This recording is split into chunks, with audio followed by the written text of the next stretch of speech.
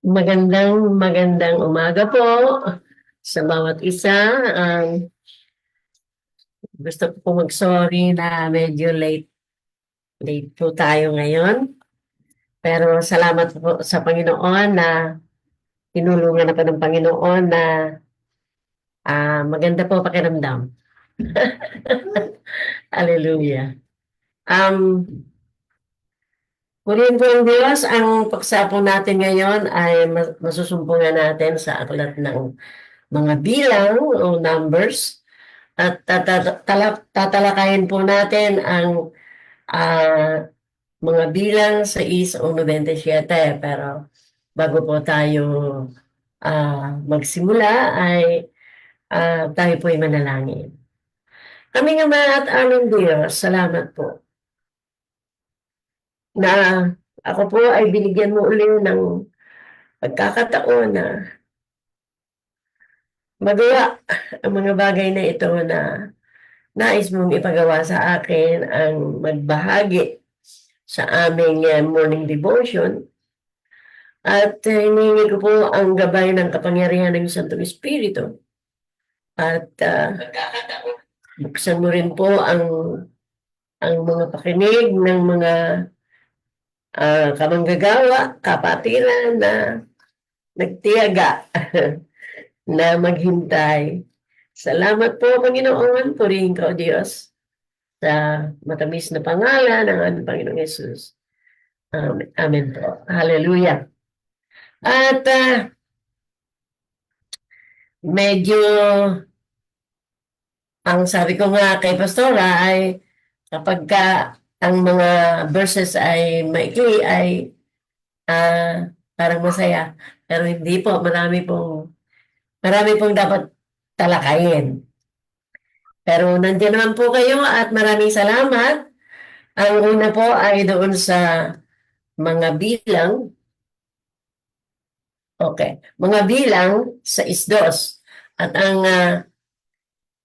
pamagat po ng ating pagbubulay-bulay ay ang pangatan ng Nazareo. Ang Nazareo po ay yung nagtatalaga ng buhay sa Diyos at ibinibigay ang buong buhay sa Panginoon. Na ang ibig sabihin ay siya ay talagang maglilingkod sa Panginoon. At tingnan po natin ang ating panimula sa versikulo mga bilang sa isdos.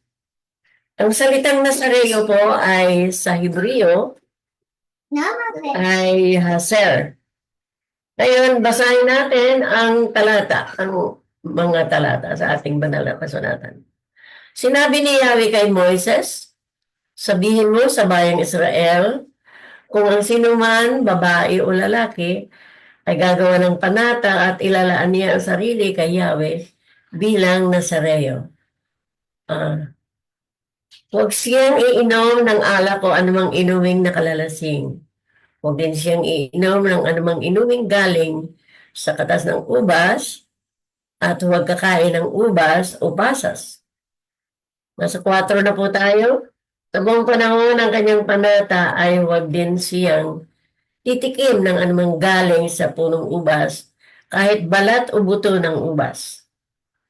5 po, ang isang may panata ay huwag magpaputol ng buhok sa buong panahon ng kanyang panata. Hahayaan niya itong humaba. Siya'y nakalaan para kay Yahweh. 6 po, sa buong panahon na inilaan niya ang kanyang sarili, kay Yahweh ay hindi siya dapat lumapit sa patay. 7 po, kahit ito'y kanyang ama, ina o kapatid, hindi siya dapat gumawa ng anumang makapagpaparumi ayon sa kautusan, sapagkat ipinapakita ng kanyang buhok na siya isang Nazareo o may panata. 8, pananatilihin niyang malinis ang kanyang sarili sa buong panahon ng kanyang panata. 9, kung may biglang mamatay sa kanyang tabi at mahawakan niya ito, pagkalipas ng 7 araw ay aahitin niya ang kanyang buhok sapagkat nadumisan siya ayon sa kautusan. Pansampu na po, sa ikawalong araw, magbibigay siya sa sacerdote ng 2 inakay ng kalapati o bato-bato sa pintuan ng toldang tipanan. 11 po, ang isa nito ay handog ukol sa kasalanan at ang isa ay handog na susunugin bilang katubusan sa naging kasalanan niya sa pagkakahawak sa bangkay. Sa araw ng iyon, muli niyang inalaan sa Diyos ang kanyang buhok. 12 po, ito ang pasimula na siya muling inilaan kay Yahweh bilang Nazareo. Ang mga araw na nagdaan sa panahon ng panatang iyon ay hindi ibibilang sapagkat nadumisan siya ng makahawak sa patay at mag-aalay siya ng isang kordero na 1 taong gulang bilang handog na pambayad sa kasalanan. At pang-13, ito naman ang gagawin pagkatapos ng kanyang panata bilang Nazareo. Haharap siya sa pintuan ng tuldang tipanan, 1 taong gulang at maghahandog ng 3 tupa, isang lalaking tupa na 1 taong gulang at walang kapintasan bilang handog na susunugin. Isang babaeng tupa na 1 taong gulang at walang kapintasan bilang handog para sa kapatawaran ng kasalanan at isang barakong tupa na walang kapintasan bilang handog na pangkapayapaan. Pang-15 po, bukod dito, maghahandog siya ng isang basket na tinapay na walang pampaalsa at tinaluan ng langis. At manipis na tinapay na wala ring pampaalsa at may pahid na langis. Magdadala rin siya ng mga handog na pagkaing butil at inumin. Pang-16 po, ang lahat ng ito'y dadalhin naman ng saserdote sa harapan ni Yahweh at iaalay ang handog para sa kapatawaran ng kasalanan at handog na susunugin. Ang handog pang kapayapaan ay ihahandog niyang kasama ng basket ng tinapay na walang pampaalsa sa kaisusunod ang handog na pagkaing butil at inumin. Pang-18 po, pagkatapos aahitin ng Nazareo ang kanyang buhok at susunugin sa apoy na pinagsusunugan ng handog pang kapayapaan. Ang 19, kukunin naman ng saserdote ang nilagang balikat ng handog. Ang kapayapaan sa samahan ng isang tinapay na walang pampaalsa. Excuse me. Right. At isang manipis na tinapay at ilalagay sa kamay ng Nazareo. 30, kukunin niyang muli ang mga ito at iaalay kay Yahweh. Mapupunta ang mga ito sa saserdote, pati ang petso at ang hita ng handog, pangkapayapaan. Pagkatapos nito, ang Nazareo ay maaari nang uminom ng alak. 21 po, ito ang tuntunin tungkol sa panata ng Nazareo. Ngunit kung nangako siya ng iba pang bagay, bukod dito, kailangang tuparin din niya iyon. 22, sinabi ni Yahweh kay Moises. At 23, sabihin mo kay Aaron at sa kanyang mga anak na ang mga salitang ito ang bibigkasin nila sa pagbabasbas nila sa mga Israelita. 24, pagpalain ka nawa at ingatan ni Yahweh. 25, kahabagan ka nawa at subaybayan ni Yahweh. 26, lingapin ka nawa at bigyan ng kapayapaan ni Yahweh. 27, pang katapusan po ng ating binabasa ay ganito nila babanggitin ang pangalan ko sa pagbabasbas sa mga Israelita at tiyak ngang pagpapalaan sila. Purihin ang Panginoon sa pagbabasa ng kanyang salita. At tayo po ay tutungo na sa ating pagbubulay-bulay. Sa verse 2 po, ang salitang Nazareo sa Hebreo po ay Naser. Mula sa Hasar, ang ibig sabihin ay ihiwalay o nakatakda sa isang nakahiwalay, sabihin ay nakatalaga na sa Panginoon para sa isang takdang panahon o panghabang buhay. Kaya nga po, ang pagtatalaga po ng buhay sa Diyos ay hindi lamang pangsamantala, kundi panghabang buhay. Gaya ni Samson, kung babasahin po natin, ang Hukom 13:4-5, naglilingi pa lamang si Hana ay pinagsabihan na siya na hindi siya iinom ng alak. At sa verse 5 po, na kapag naipanganak na si Samson, hindi siya papuputulan ng buhok mula sa kanyang pagsilang, ay itatalaga na siyang tagapagligtas ng Israel sa mga Pilisteo. Purihin po ang Panginoon.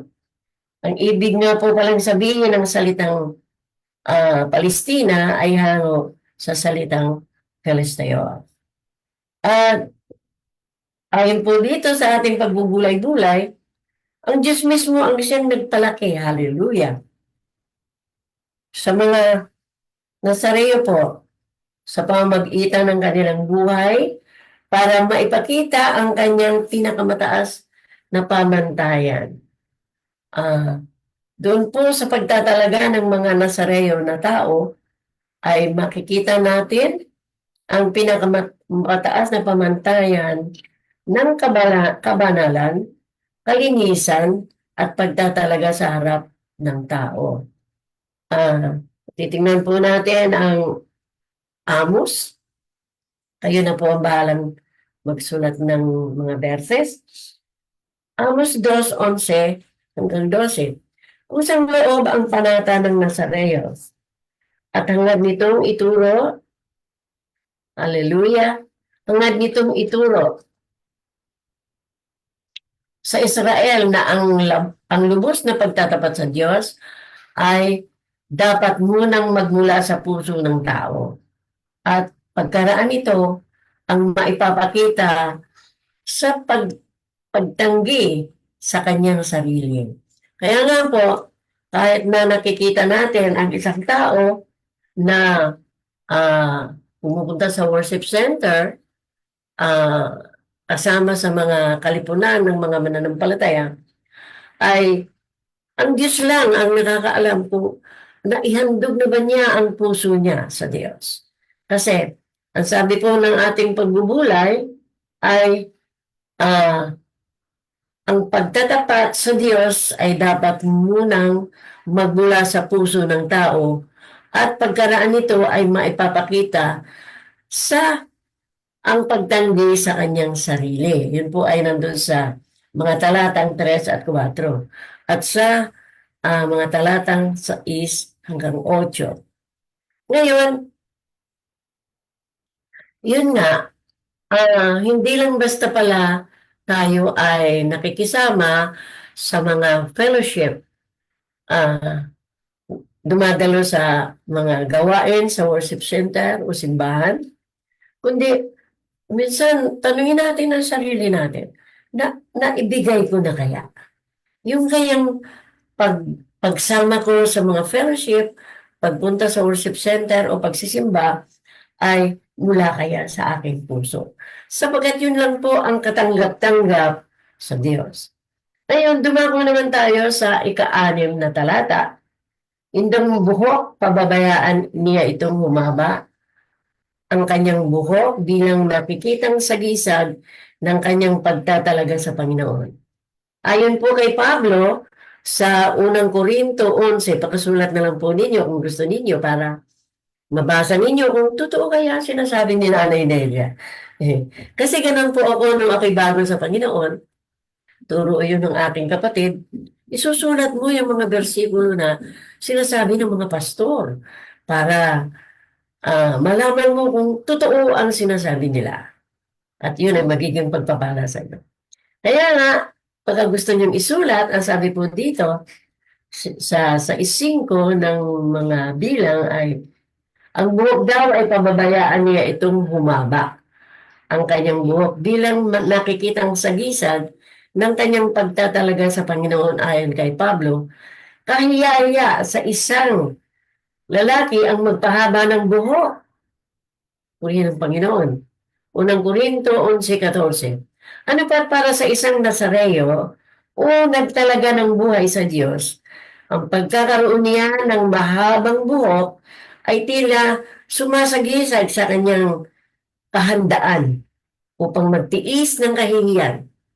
Opo, kasi sabi ni Pablo, nakakahiya daw ang magpahaba ng buhok. Magtiis ng kahihiyan at ng panunuya alang-alang sa Panginoon, ang utos na huwag lalapitan sa patay. Doon naman sa is ay nagbibigay diin na ang kamatayan ay hindi kailanman kalooban ng Diyos. Bakit po? Karamihan po sa mga taong nasa sanglibutan na ipinanganak, minsan sanggol pa lang sa tiyan, may namamatay na. O kaya mga bata pa hanggang kung anong taon na ninais ng Panginoon na ang tao ay mabuhay sa lupa sapagkat ang ating buhay ay pahiram lang sa Diyos. Ang sabi dito ay ang utos na huwag lalapit sa patay ay nagbibigay diin na ang kamatayan ay hindi kailanman kalooban ng Diyos. Sabagat nang likhain ang ating unang mga magulang, si Adan at si Eva, ay sila po ay may buhay na walang hanggan. At dumating na lang po ang kamatayan nang sila ay magkasala sa Diyos sa hindi nila pagtupad sa mga iniuutos ng Panginoon sa kanila. Ay binibigyan diin ang kamatayan na hindi kailanman kalooban ng Diyos. At nang likhain ng Diyos ang mga tao sa sanglibutan, ang kamatayan ay hindi nila alam. Maging si Adan at si Eva, hindi nila alam ang kamatayan. At yun ay bunga ng kasalanan. Sa gayon, itinuturing na marumi ang bangkay. Purihin po ang Diyos. Tayo po ay dadako na doon sa mga bilang sa 6:14. Ang sabi po ay maghahandog. Kayo na lang po ang babasa. Ano po doon sa 6:14? Pagkatapos ng kanyang panata ng pagtatalaga, ang Nazareo ay dapat maghandog ng katulad ng mga handog ng mataas na saserdote sa araw ng kanyang pagtatalaga. Doon makikita po natin yun sa Leviticus 8:9. Ang ibig sabihin ng pagtatalaga ay yung talagang nangako ng mahigpit na pangako na ang kanyang pagbibigay ng kanyang puso, ng kanyang buhay, ng kanyang pagtatalaga sa Diyos ay gagawin talaga niya. Kasi may ibang talata po sa banal na kasulatan na kapag tayo po ay nangako sa Diyos, kailangan po nating tuparin iyon. Kasi kapag hindi natin tinupad, ay hindi nalulugod ang Diyos sa atin. Ang sabi po, nagbibigay diin na ang kamatayan ay hindi kailanman kalooban ng Diyos. Nang kanyang likhain ang sangkatauhan, ay hindi mamamatay ang tao, si Adan at si Eva, kundi binigyan talaga niya ng buhay na walang hanggan. At ang kamatayan po ay bunga ng kasalanan. Sa gayon, itinuturing na marumi ang bangkay. Purihin po ang Panginoon. At dito naman po sa mga bilang sa 14 ay maghahandog daw po. At dito po ay sinasabing pagkatapos ng kanyang panata ng pagtatalaga, ang Nazareo ay dapat maghandog ng katulad ng mga handog ng mataas na saserdote sa araw ng kanyang pagtatalaga. Makikita po natin doon sa Leviticus 8:9. Nalubusang nagtalaga ng kanilang sarili sa Diyos katulad ng pinakamataas na tagapaglingkod sa kapisanan o sa kalipunan ng mga Israelita ng mga panahong yun. Sa kaharian ng Diyos, ang kadakilaan ay hindi nababatay sa tungkulin o yung ginagawa ng mga tao sa worship center o yung maraming ginagawa ang mga Kristiyano sa kanilang pagiging Kristiyano, marami silang ginagawa. Sinasabing sa Diyos. Pero sabi po ay sa kaharian ng Diyos, ang kadakilaan ay hindi nababatay sa tungkulin o kapangyarihan, kundi sa pagtatalaga at pagtatapat sa gawain ng Panginoon. At kung gusto ninyong malaman kung saan yun mababasa, doon po yun sa Lucas 22:24 hanggang 30. Kaya nga po, ang ating pagbubulay-bulay ay hindi lamang natin sinasabi, hindi lamang natin naririnig, hindi lamang natin pinag-uusapan, kundi atin po itong titingnan sa banal na kasulatan. Yun po, Lucas 22:24 hanggang 30 po. At tayo po ay patuloy, excuse me po, mga bilang po sa 20, ang Nazareo ay maaari ng uminom ng alak. Dahil ang sabi po doon ay tapos na yung kanyang, sabi po, kukunin niya muli ang mga ito at iaalay kay Yahweh. Mapupunta ang mga ito sa saserdote, pati ang petso at ang hita ng handog pangkapayapaan. Pagkatapos nito, ang Nazareo ay maaari ng uminom ng alak. Wow! Parang masaya, ano po? Pero, ang Nazareo po ay maaari ng uminom ng alak, ang sabi po. Sa pagtatapos ng kanyang panata, ang Nazareo ay pinayagan ng uminom ng alak. Ang tawag po sa alak sa salitang Hebreo ay yayin. Yun po ay mababasa ninyo sa Nehemiah 5:18. Inimbak na alak. Yun pa ang kahulugan ng yayin. Ang pinakapangkaraniwang salita ay yayin, isang pangkalahatang katawagang ginamit ng humigit kumulang na 141 ulit sa matandang tipan upang ipahiwatig at ang iba't ibang uri ng nakalalasing at di nakalalasing na alak. Yayin po ang tawag sa salitang Hebreo. Ngayon, sa isang dako, ang yayin ay ginagamit upang tukuyin ang lahat ng uri ng pinaasim na katas ng ubas o tinimbak na alak. Titingnan po natin ang Genesis 20:21 ay ito po ang paliwanag. Ang unang pagbanggit na ito ng alak sa banal na kasulatan ay kaugnay sa kalasingan. Wow! Narinig din yung salita. Ano po? Kalasingan. Kasalanan, kahihiyan at sumpa. Kasi po dito sa mga talatang ito, Genesis 9:21, ay si ano po,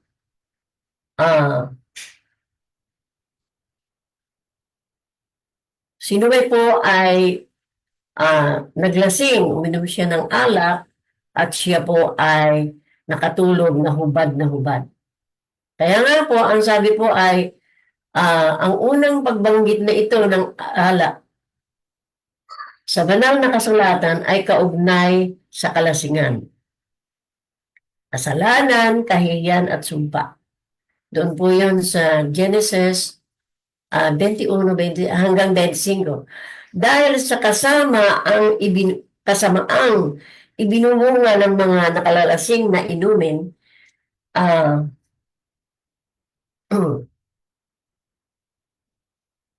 iniutos ng Diyos na ito ay ginawa niyang pinakamataas na pamantayan para sa kanyang bayan, mga Kristiyano po, ang bayan ng Diyos. At tayo po ay bayan ng Diyos.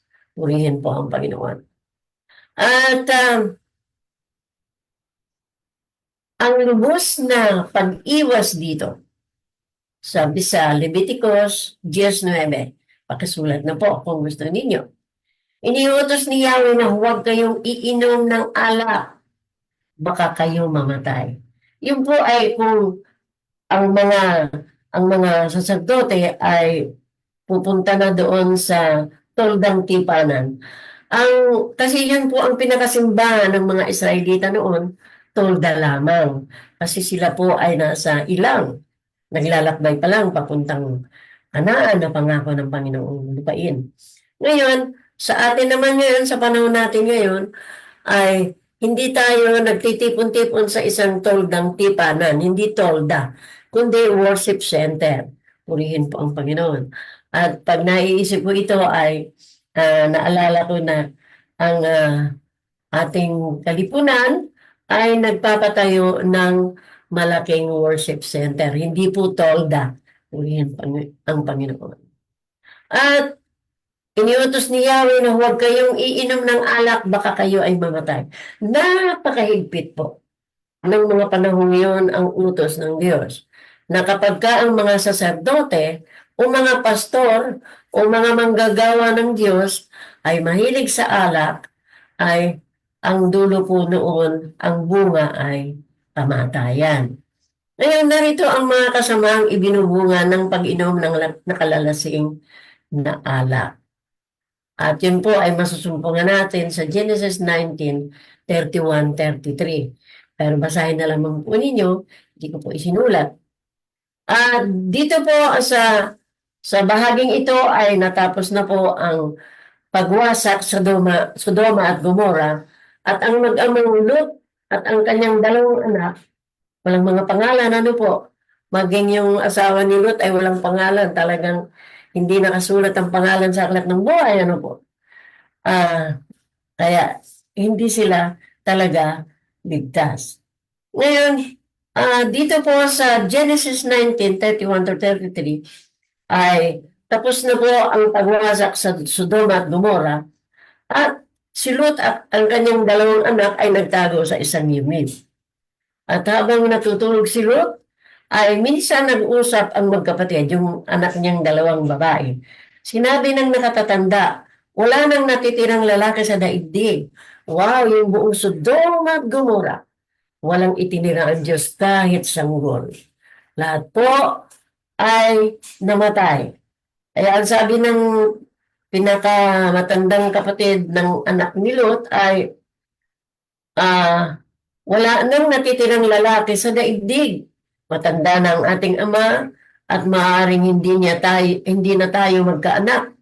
Mabuti lasingin natin siya at ating sipingan para magkaanak tayo. Malungkot, ano po? Hindi lang malungkot, nakakakilabot ang desisyong ito ng anak ni Lot na panganay. Ayan po ay masusumpungan natin sa Genesis. Basahin po ninyo sa inyong sarili. 31-33. At sa verse 33, gayon nga ang ginawa nila ng gabing iyon. At sa kalasingan ni Lot, hindi niya namalayang sinipingan siya ng anak niyang panganay.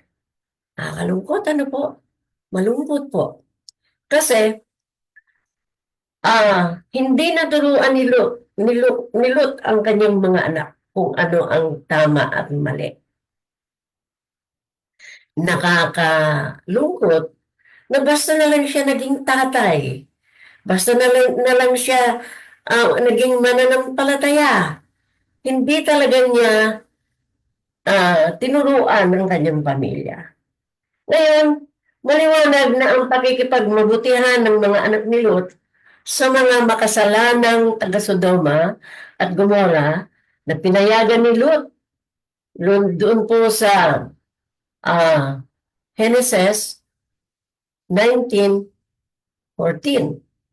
Ang naging dahilan ng mababang pamantayan ng moralidad para sa kanilang buhay. Dahil naman sa pagkonsinti ni Lot sa mga makadiyos, sa hindi makadiyos na kaparaanan ng kanyang buhay, ay napahamak ang kanyang pamilya. Kalungkot, ano po?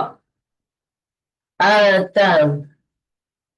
ang kanyang angkan ay naging pagano. Natatandaan natin doon sa Genesis 19:26 ay ang kanyang asawa ay naging haliging asin. Doon po sa Genesis 19:26 yun, mga minamahal.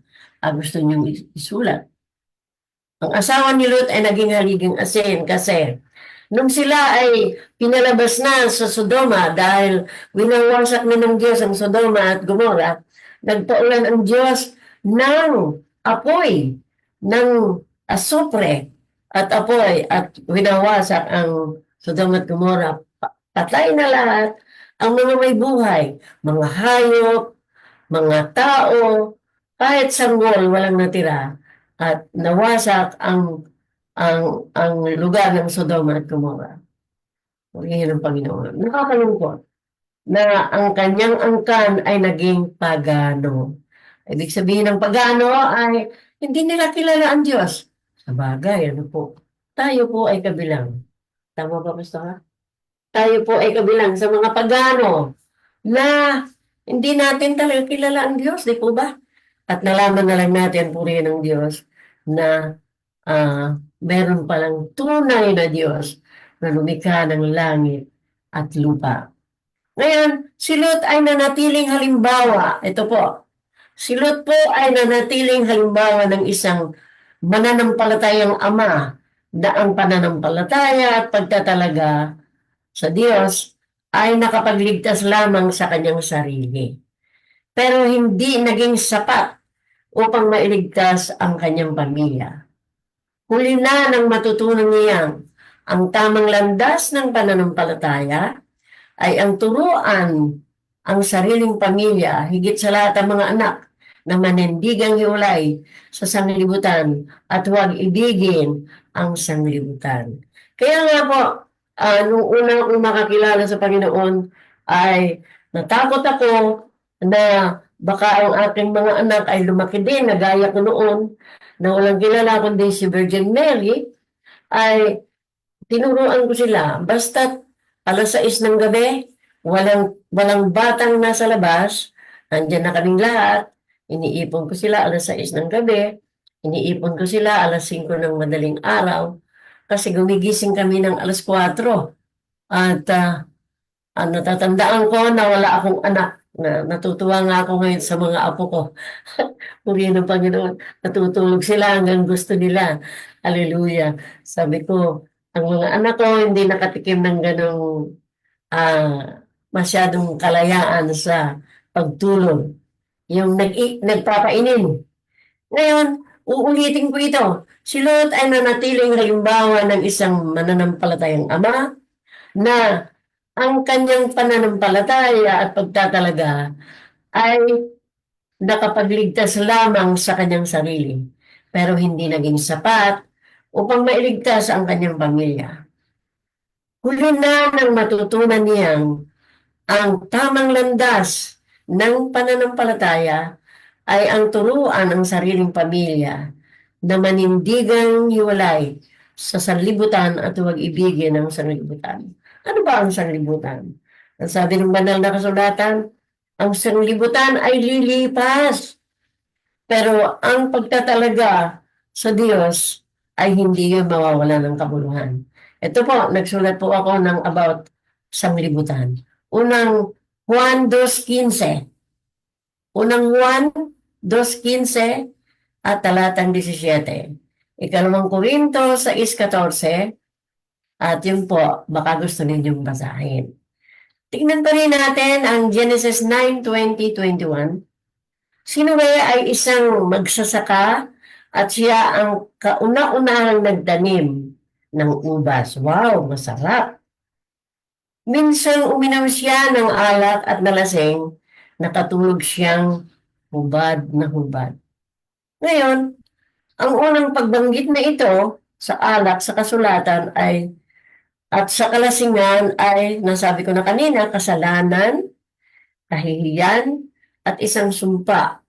Kasi nang nalaman yung sinabi ng kanyang anak na bunso doon sa dalawang kapatid na siya ay nasa ganung kalagayan at ang kanyang dalawang kapatid ay kumuha ng kumot at patalikod na kinumutan ang kanilang amang hubad na hubad. Kaya nga dahil sa mga kasamaang ibinubunga ng mga nakalalasing na inumin, ginawa ng Diyos na mataas na pamantayan para sa kanyang bayan na lubos na pagbabawal ng Diyos. Pinagbabawalan talaga ng Diyos.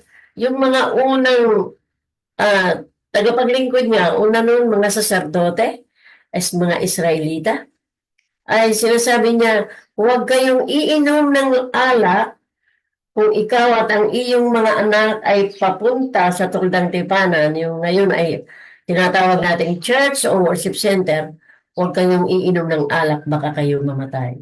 Ang higpit, ano po? Ngayon, ang hindi pag-inom ng nakalalasing na alak ay iniutos sa lahat ng mga saserdote, pare o pastor. Ang paglabag ay hahantong sa kamatayan. Sa panahon natin, ano ang ibinubunga sa buhay ng mga manlalasing? Nakakalungkot, ano po? Paguluhan, pag-aaway, paghihiwalay ng mag-asawa, pagkawasak ng tahanan. May isang amang tuwing malalasing, binubugbong ang asawa at banggaan sa kalye ng mga nagdadrive na lasing. Nakakalungkot, ano po? At meron pong sinasabi dito sa kawikaan. Siguro ito yung talata na isusulat ninyo na napakagandang talata po ito. At kapag nalaman ng mga lalaki ito ay parang mag-iisip-isip sila bago sila uminom ng alak. Ang alak ay nagpapababa ng dangal ng isang tao. Kaya isang kaululan ang magpakalulong dito. Nakakahiya, ano po? Ngayon, kung titingnan natin ang mga bilang sa 23, ang basbas naman dito. Ang basbas, sinabi ni Yahweh kay Moises, sabihin mo kay Aaron at sa kanyang mga anak na ito ang sasabihin nila sa pagbibindisyon nila sa mga Israelita. Ang galing naman.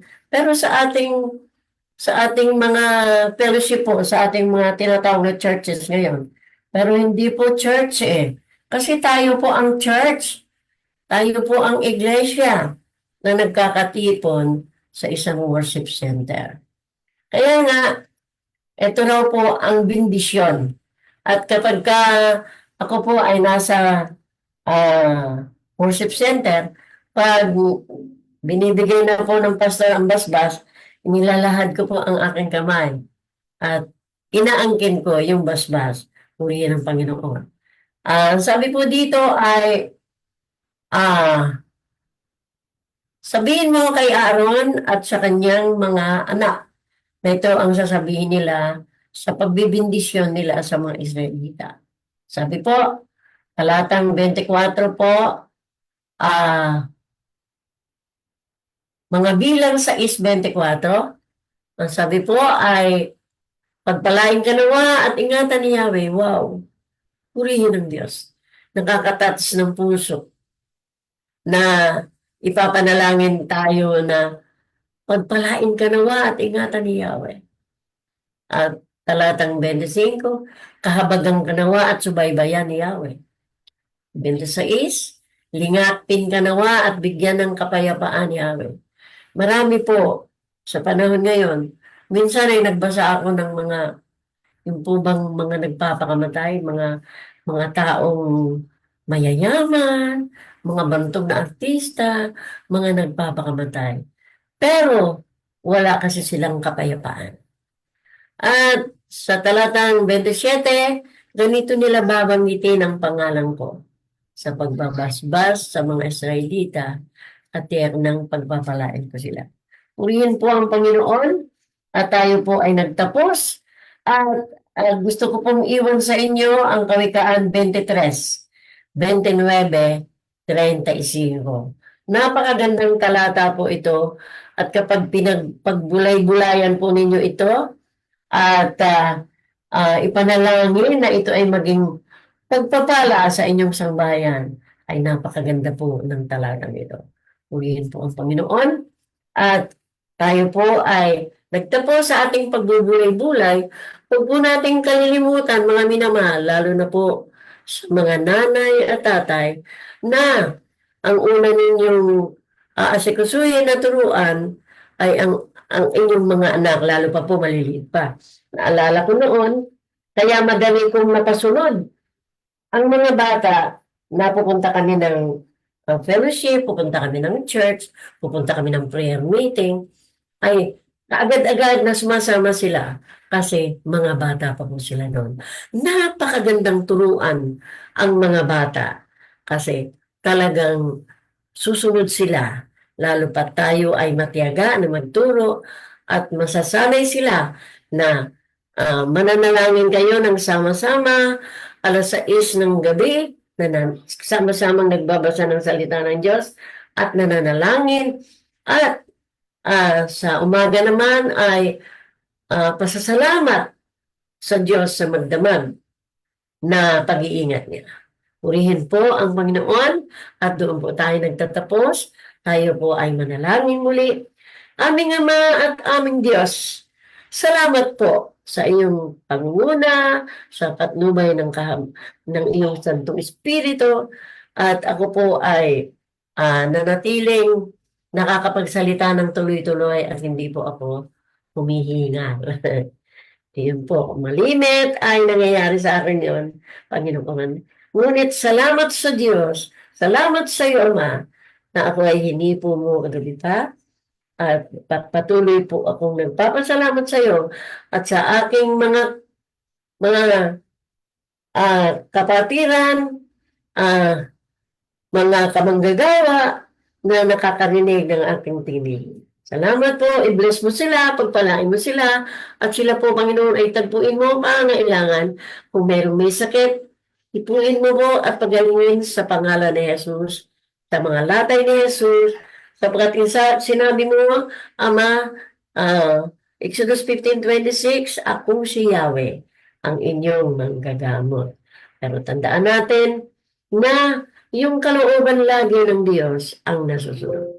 Purihin ang Panginoon. Salamat po, Ama, sa umagang ito, at ipinagkakatiwala ko sa iyo ang aming mga kapatiran, kamanggagawa na napinig, at pagpalain mo sila at abutin mo sila, tagpuin mong pangailangan, at ibabalik namin ang papuri, matamis na pangalan ni Jesus. Amen. Purihin ang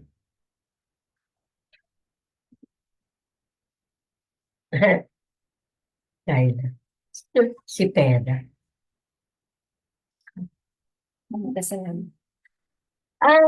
Ito po, si Pastora Charis po ay napatyagang magsulat sa mga tagapanood daw po. Teacher Bell, Malinay, Granados and family. Salamat po sa inyo. Lorna Gayas and family, Hazel and Christian Python. Hallelujah, salamat po. Hazel, Pangilinan and family, Cherry Romanis from, wow! Kumusta po kayo dyan? Ingatan po kayo ng Panginoon. Erickson and family, salamat po. Armando, Armando, third anak. Salamat mga anak, purihin ng Diyos. Ayla si Peda and family. Itong apelidong si Peda, bata pa ako sa Panginoon ay nadidinig ko na ito. Sana minsan makita kita, Kayla. Jerome Abanyo and family. Ano yun? Baluda. Ha? Baluda. Baluda. Anong Asas.